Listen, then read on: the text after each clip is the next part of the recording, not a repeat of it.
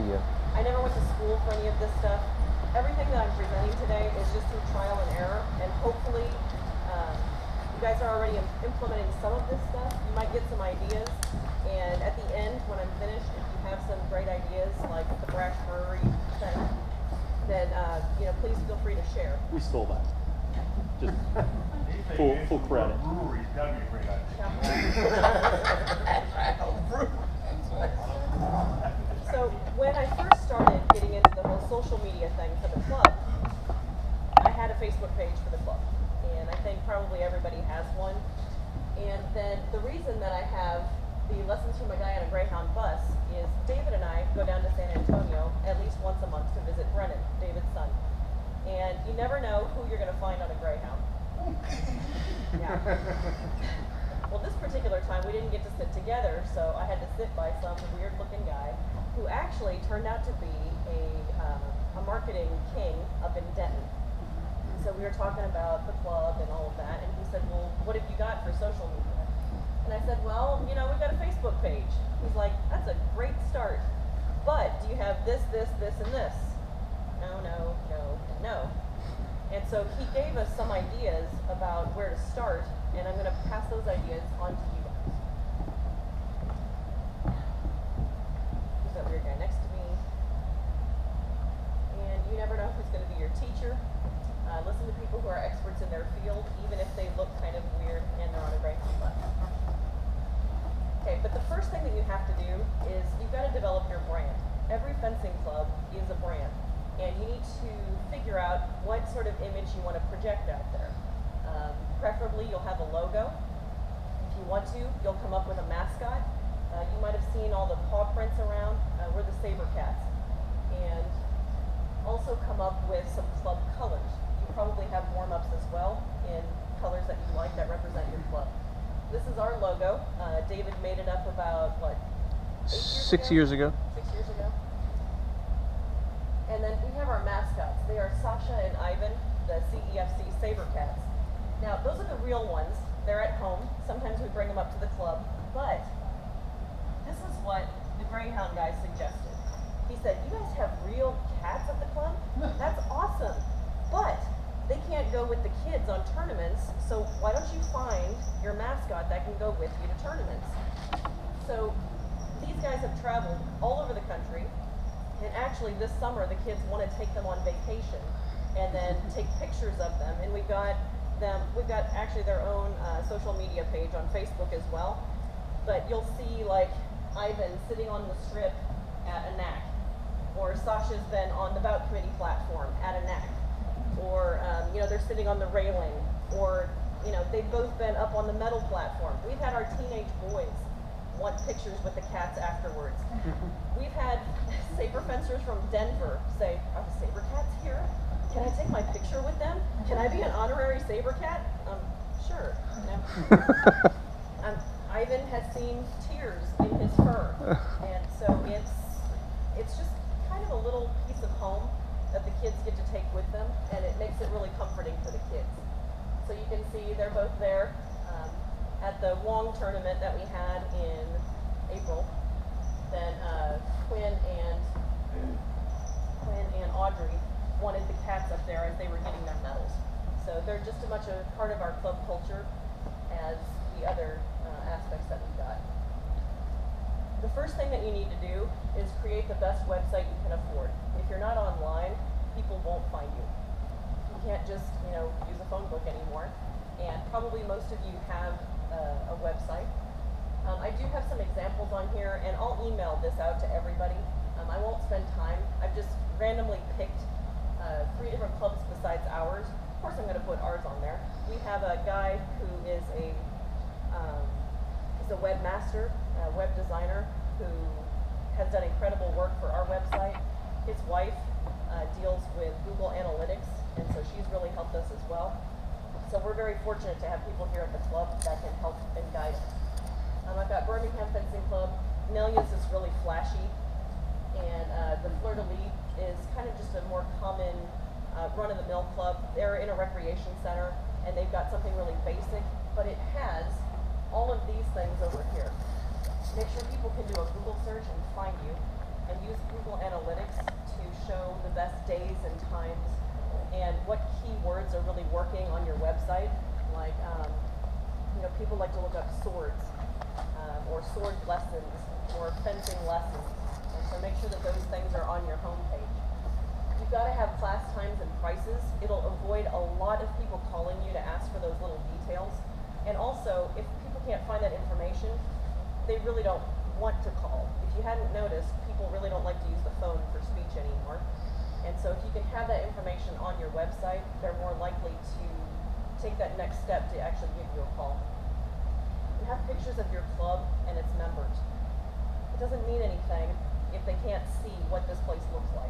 You don't want the first time that they come in your door to be the first time that they've seen your club. And you want a variety of ages and both genders in your pictures, if at all possible. Our primary social media thing besides our website is Facebook. The Cats have a Facebook page, and Cutting Edge Fencing has a Facebook page, and that's actually a different app that you put on your mobile device. And you can make changes on those, not through actual Facebook, but through the different app called Facebook Pages. Facebook is used primarily by adults. If you hadn't noticed, the parents really like to look up events that you put on Facebook. They love pictures and videos. It also allows for another path to your website. If they haven't found it, like through Google, maybe somehow your Facebook page comes up first. You've got a link to your website where they can find more information. It allows for selective advertising. That's really the only advertising money that we spend is targeted advertising for our summer camps or special events. And what's new is they've got a live streaming feature, and I've already used it several times today. I used to use Periscope for live streaming, and now I use Facebook Live because with Periscope, the video would disappear after about 3 days. Facebook Live will record it and save it into Facebook, like if you posted a video there. So it's nice because it doesn't take up space on your phone. It goes directly into Facebook itself, and then it's there forever, or until you take it off. Yelp is our second most popular thing. That's where everybody goes to look at restaurant reviews. I didn't even know that there were other things on there, but all of the events that are going to be going on in this area, any given day, any given time, are also listed on Yelp. We have a monthly free class, and I always put it on Yelp. It doesn't cost you anything. All you have to do is pretty much copy and paste the same thing from month to month. Or if you have a special event, then you post it on there, and it's free. People can give reviews of your club on there. Mid-South in Durham, North Carolina, was offering specials to members who were giving reviews on Yelp and on Facebook for their club. And then what you can do too is you review nearby restaurants and services, and then people in this area, when they check into these different restaurants, then they'll see that you've done a review of the place across the street, and then boom, my fencing club pops up. So they've gone to eat Mexican food, and suddenly they know that I exist right across the street. And I've got a link on there so you can see the Yelp events once you get the PowerPoint. Instagram is our next most used social media. It targets both adults and kids. Facebook is more for a local following, like your members or people in your area. We get people like from California that follow us and stuff, but it's mostly targeted for people in this area. Instagram, though, is really international, and it's a lot of fun when someone from Israel likes your page. They don't necessarily like my Facebook page. It also gives you another path to your website. If you don't know anything about Instagram, you'll really want to figure out the best hashtags to put on, like hashtag fencing. These are the ones that I use quite a bit. We use hashtag SaberCat fencing because that's exclusive to us. Hashtag fencing, hashtag saber. Also in other languages. Now that the Olympics are going to be in Brazil, we're getting a lot of hits from Brazilians, so you'll want to look up how to say fencing in Portuguese. And then anything that we do, I put on there and I put on Facebook. Like, this isn't even fencing related, I ran a 5K with 2 of the ladies from the club, and I made sure to post it to Instagram, which feeds instantly to Facebook. Or we did a demo. That's what the picture on in the middle of the second row is. We went to a homeschool open house, and I made sure to tag the church that we did the open house in,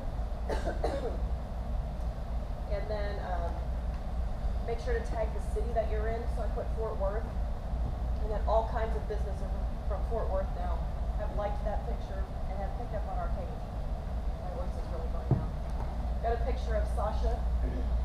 These 2 are videos from the homeschool co-op where I teach. So then I've got their parents looking at that stuff too. So it doesn't always have to be pictures of fencing. It's pictures of what your fencers are doing. It's like, hey, we're really cool people. This is what we're doing in the club, and this is what we're doing outside the club. Twitter is still kind of a mystery to me, truthfully. Put little short bursts of information on there. You can put video clips on there. I find you use it a lot to comment on current events and get people like either really mad at you or really like you.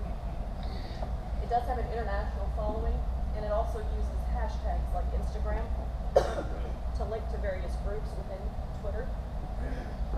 Right now, some popular hashtags are fencing, Team USA, Road to Rio, and Olympic Day. Along those lines, just a little side note here. This just came for me today. You guys don't know about Olympic Day? It's free. And you send away for the little packet. They send you a big old flag that you can put up. Okay, so that's really cool. And then they send you some information on how to hook into the excitement that the Olympics are producing. And so I got this letter today to say how the event that I want to have, I'm going to turn one of our monthly free classes into an Olympic Day event. So now we're listed on the USOC website as hosting an Olympic event. And we could maybe get an Olympian here for my hour-and-a-half free class. And then they send you a little certificate that says, yay, the International Olympic Committee thanks you for hosting this. But again, it's going to give me a different community to link into. It's getting people that are excited about the Olympics, maybe more information about fencing as well. Snapchat, okay, remember I said I started with the ones that we use the most. Now we're getting into the ether. This is more for the kids. All of our fencers are on this. We're on here pretty much just to kind of make sure that they're not being inappropriate on social media. And so we do have a Snapchat. I just have private, personal ones. I don't actually have one for the club. And if you don't know much about that, don't worry about it. Do Facebook and Instagram for sure, and a website. It is more fun than Facebook or Instagram because you can make yourself look like a dog with a tongue that sticks way out, or like I'm obsessed with Wonder Woman, so for a while they had her crown on there, and so you can kind of dress up your pictures a little bit. And it does let you tell a story, which is kind of cool.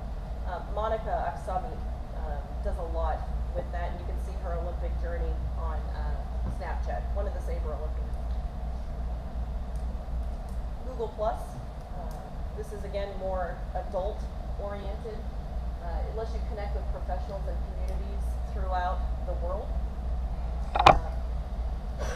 On this, I haven't had as much success. Sometimes with my blog posts, some people on here will pick them up and disseminate them. But in general, it hasn't been the best resource for our club. But I do just funnel things there from Facebook and Instagram. Quick note, reviews on Google Plus are really good for your results in Google. Okay. So if you're incentivizing people to write reviews on Yelp and Facebook, get them to also do them on Google. That's actually probably more valuable. Actually, our social media, our not our social media, our person who does Google Analytics, actually, they also look at the reviews from other sites too. They actually go directly. That's what she's telling us. So they pick them up from all the different places. It's not directly tied into social media, but one thing I found, you may mention it later, that's incredibly useful is to use Google Drive to Yeah. get all kinds of documents uploaded, you know, you can pull it immediately. It's been immensely useful for me to help both Gary's club out, high school program I'm starting, Texas State's club, and it's all right there, extremely useful. Absolutely. We have our curriculum on there. Yeah. And then if I forget to print it off for one of the locations I'm going to, I just pull it up on my phone and Right. I've got it. So you're absolutely right. And Pinterest. If you want to target the moms, go to Pinterest. Again, it doesn't have to be fencing related. This is one of the things that I learned from the Greyhound bus guy. He said, put any categories that you like to advocate as a club, and then start funneling pins to those different categories. So things I have on there are healthy eating, homeschool, PE, fencing history, the Olympics, geek life, like anything Star Wars or Sherlock or Doctor Who or anything like that goes in there. You can find workouts, running a business, blogging, music playlists, anything you want. The sky's the limit.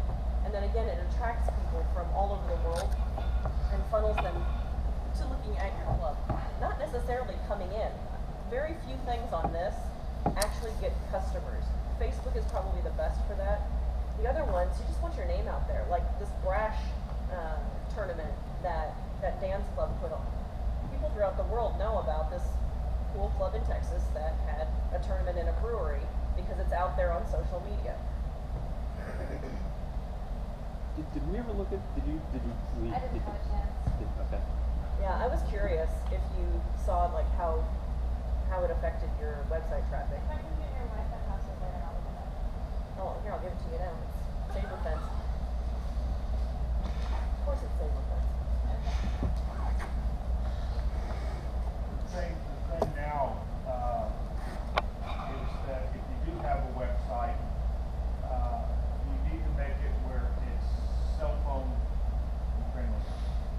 That a lot of people are now looking at look stuff up on their phones much more than they're looking it up on their computer, especially younger